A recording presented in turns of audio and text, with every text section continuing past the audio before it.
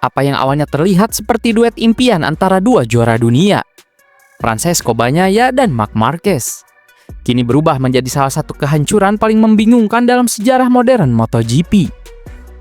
Ducati sudah mengunci gelar pembalap, tim dan konstruktor. Tapi di balik semua pesta kemenangan itu, tensi besar sedang mendidih. Sang anak emas pabrikan, Pecco Bagnaia, sedang mengalami musim yang berubah menjadi mimpi buruk. Pertanyaan besar pun muncul di Ducati.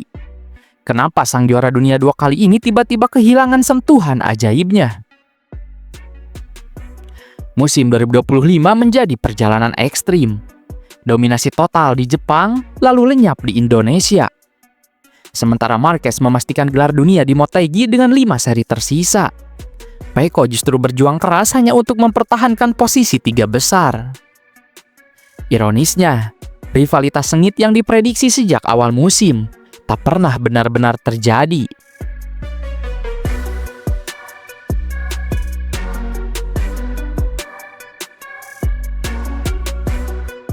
Saat Marquez merayakan gelar di Misano, Pecco tetap tersenyum dan bersulang bersamanya.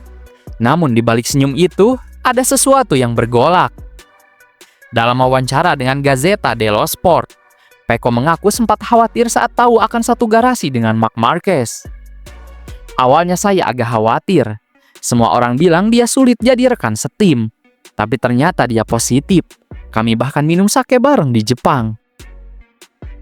Kata-kata itu terdengar rendah hati, tapi menyimpan makna besar. Pecco sadar, gunung yang dia daki kini jauh lebih tinggi. Marquez bukan hanya datang ke Ducati, dia mengambil alih budaya kompetitifnya.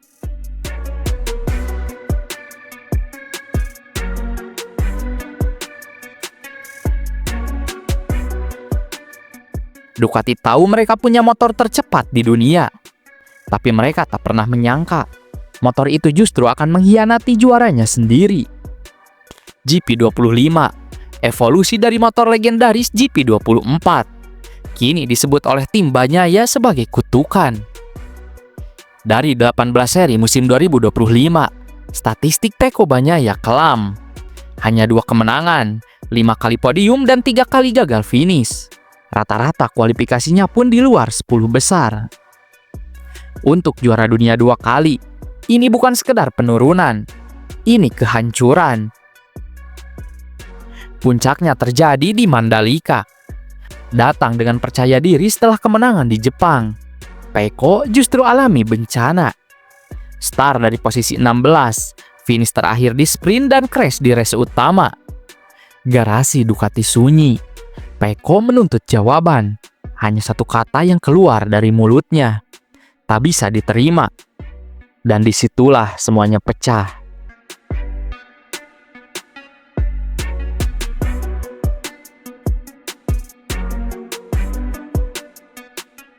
Sumber internal menyebut, terjadi konfrontasi terbuka antara kubu Pecco dan tim teknik Ducati yang dipimpin Gigi Dalinya. Sebuah perang emosional antara dua kubu dalam satu tim.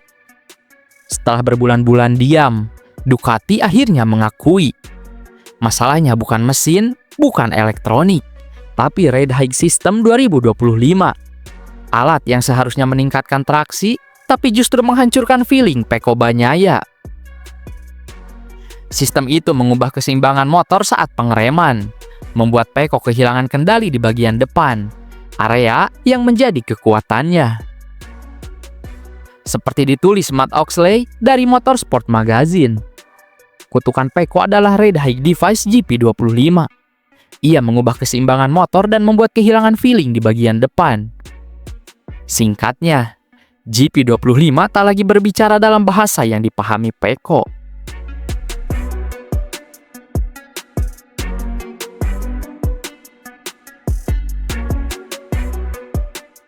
Ducati sempat diam-diam mengetes GP25 dengan sistem lama milik GP24.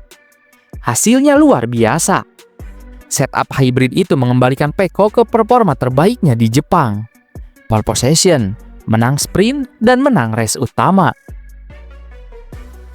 Namun keajaiban itu hanya bertahan sekejap. Begitu tiba di Indonesia, segalanya hancur lagi. Ducati menyalahkan ban belakang Michelin karena suhu tinggi.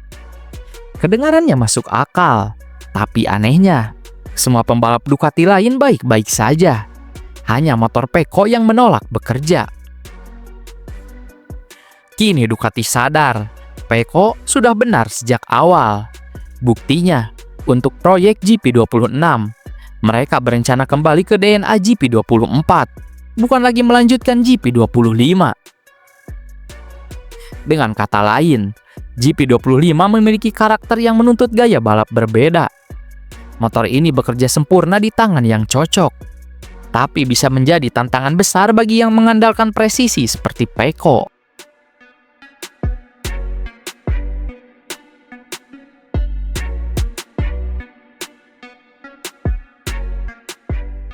Sayangnya, hubungan Pecco dan Ducati kini berada di titik paling rapuh.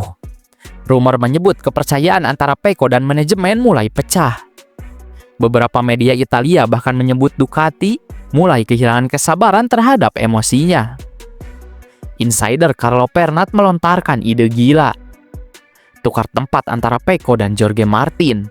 Pecco ke Aprilia, Martin ke Ducati. Kedengarannya absurd, tapi di MotoGP segala hal bisa terjadi. Hubungan Pecco dengan Gigi Dalinya memang lama tegang. Pecco ingin kembali ke setup lama, tapi bagi Gigi, itu sama saja mengakui kesalahan desain GP25. Ego, ambisi, dan harga diri kini jadi bara di dalam tim merah itu. Satu opsi logis sekaligus sentimental mulai muncul. VR46. Tim milik Valentino Rossi itu adalah rumah spiritual Pecco.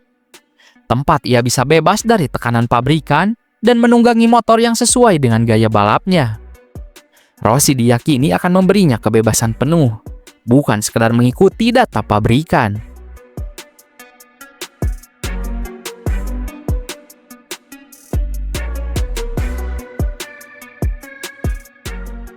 Setelah crash di Mandalika, Pecco berkata lirih, "Ada yang salah.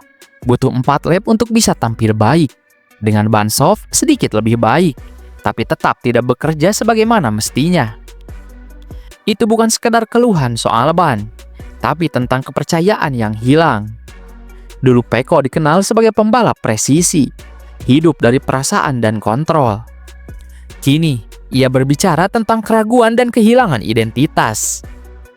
Salah satu sumber Ducati berkata jujur, masalah terbesar Pecco bukan kecepatan, tapi identitas.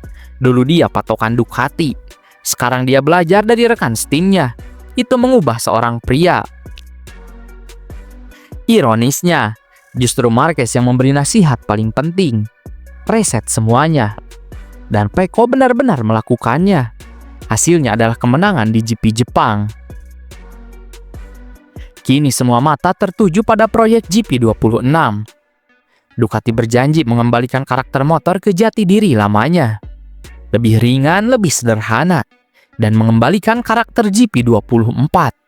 Motor yang sangat Pecco cintai. Bagi Pecco, sisa musim ini bukan soal podium. Ini adalah referendum tentang masa depannya.